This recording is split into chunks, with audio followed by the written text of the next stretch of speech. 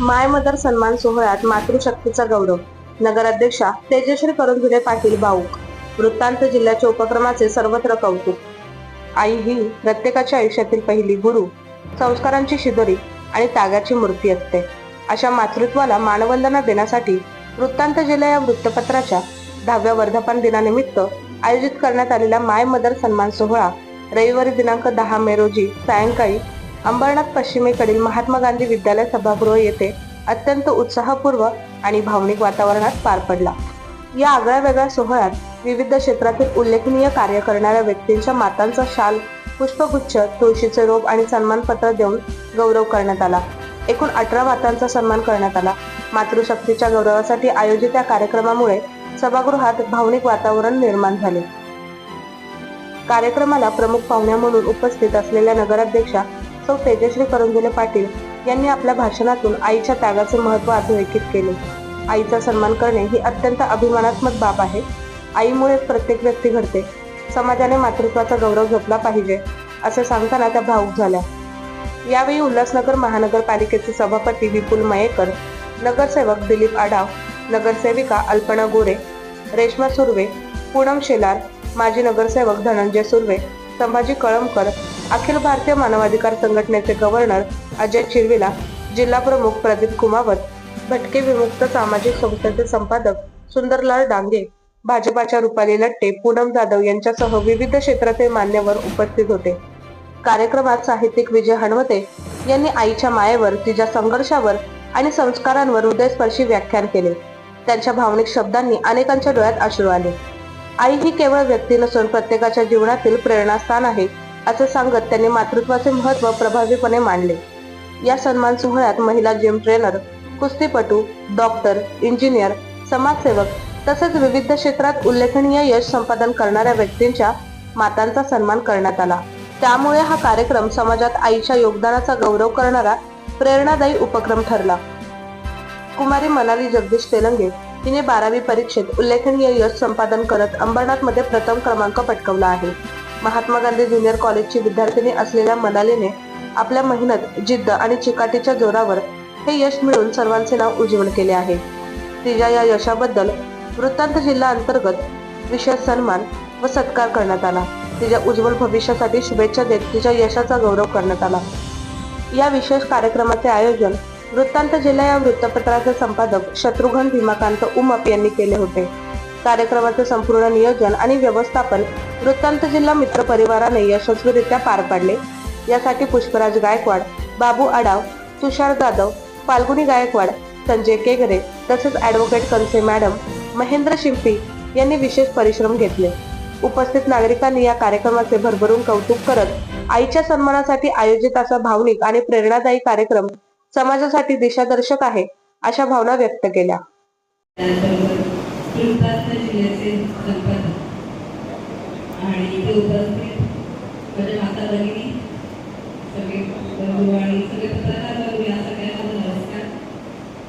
सर्वप्रथम वृत्तांत जिल्ह्याच्या 10व्या वर्धापनानिमित्त मी शुभेच्छा देते आणि खरंच खूप सुंदर कार्यक्रम आपण करत आहात की माय मदर हा जो सत्कार सोहळा आपण करणार.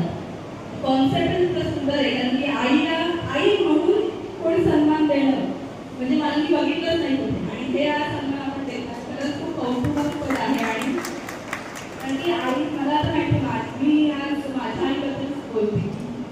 खूप कमी वेळा आपण आपल्या आईबद्दल किंवा असं बोलायला मिळतं आणि आज मला वाटतं मिळालं मला बोलायचे कार्यक्रम की आईबद्दल सांगण्यासाठी.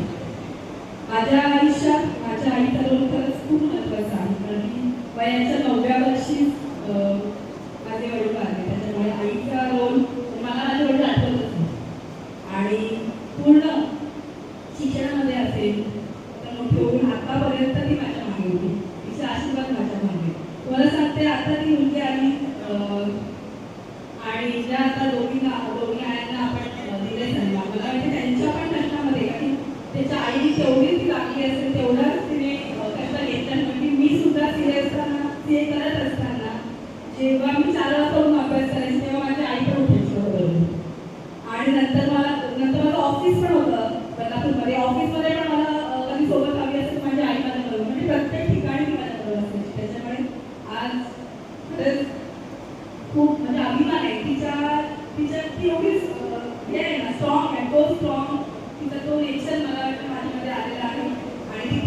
सगळं माझ्या आईने मला दिलं आहे. अजून एक गोष्ट, लग्न झाल्यानंतर दुसरी आई मला मिळाली, म्हणजे सासू. म्हणजे त्यांच्याबद्दल पण बोलणं इतकं, म्हणजे सासू हा शब्दच नाही आमच्याकडे, अभिषेकच नाही. मला वाटतं मी खूप जास्त लकी आहे की मला सासू सासरे स्वरूपात, आणि वडिलांची जी मला राहिलं होतं ती कमतरता होती की मला सासऱ्याने मोठी करतात, म्हणजे त्यांची तिसरी मुलगी म्हणून मला ते हे करतात. म्हणजे आमच्या घरामध्ये 2 मुलींना कुठलीही गोष्ट येणार असेल तर 2 नाही 3 येतात. त्यांच्या 2 मुलींना नंदा भाषा आणि तिसरी गोष्ट माझ्यासाठी असते. सेम टू सेम सगळं आम्हाला 3 येतं आणि खूप जास्त लकी समजते. आणि जसं मगाशी साहेबांनी सुद्धा सांगितलं की ही स्त्री आहे, ही आई आहे, ही म्हणजे एक 2 कुटुंबाला जोडणारी आहे. परंतु कधी कधी काय होतं, सासू सुना किंवा सुनेचा असा रोल असतो, त्याच्यामुळे कुटुंब दूर करतं. आईला थोडं हे करावं लागतं सासूला. तर मी मानते की एक स्त्री म्हणून आपण आपल्या मुलींना सुद्धा एक दिलं पाहिजे की सासू आईसारखं सासूला सुद्धा जपलं पाहिजे. आणि हा रोल दोन्ही साईडने असेल ना, कुठे कधी एका साईडने नाही तर दोन्ही साईडने. माझ्या सासूबाई पण मला, मी पण, आणि दोन्हीकडून जातं ते. परंतु आपण समजून घेतो, सगळे समजत जातात असं मला वाटतं. आणि परत एकदा, मी मुलगी आहे पण मी आई सुद्धा आहे.